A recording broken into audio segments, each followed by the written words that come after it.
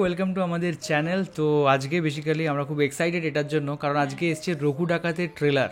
তো চলো দেখা যাক। এর আগের দিনই ট্রেলারের লঞ্চের গ্র্যান্ড পার্টি ছিল, তো সেখানে ট্রেলার রিলিজ করেছিল অ্যান্ড অনেক কিছু সেলিব্রেশন হয়েছিল সেখানে।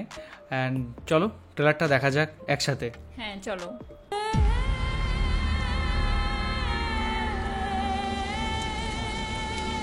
এ দেশের অস্থি মজ্জায় শুধু নীল বইবে।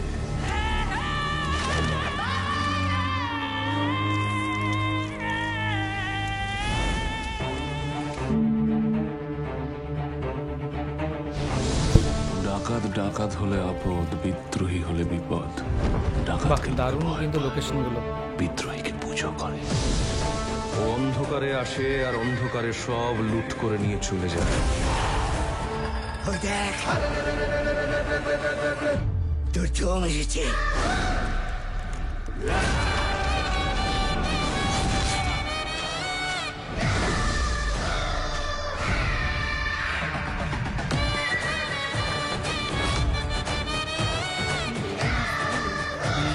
আমার লড়াইকে তুই সত্যি করেছিস।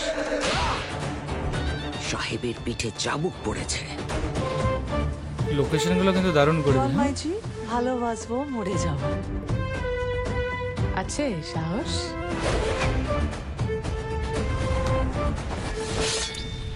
বিশ্বাস বড় বিষম বস্তু ভীমরাজ, দুদিকেই কাটে, রঘুকেও কাটবে।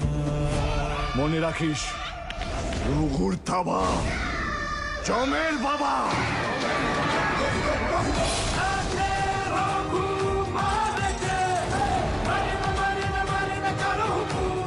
Raghu Dakat must die. এই নীলের জন্য, টাকার জন্য দেশের মানুষের রক্ত মেখেছিস। আর নয়, এটা রঘুর বিধান।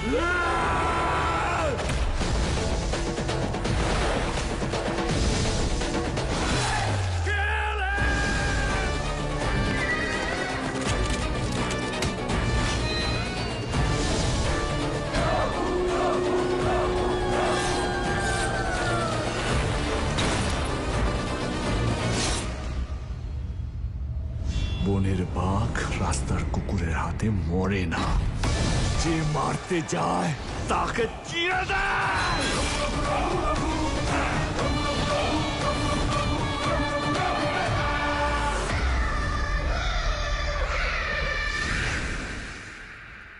আমার তো দেখে দারুণ লাগলো। এই সিনেমাটা দেখার জন্য প্রচুর এক্সাইটেড। এখানে দেবের পুরো একটা অন্যরকম লুক দেখতে পেলাম। এখানে বুঝতে পারলাম যে দেব এখানে রঘু ডাকাতের নাম আমরা আগেই শুনেছি, মানে অনেক আগের থেকে সত্যি মানে রঘু ডাকাত ছিল, সেটা নিয়ে একটা সিনেমাটা।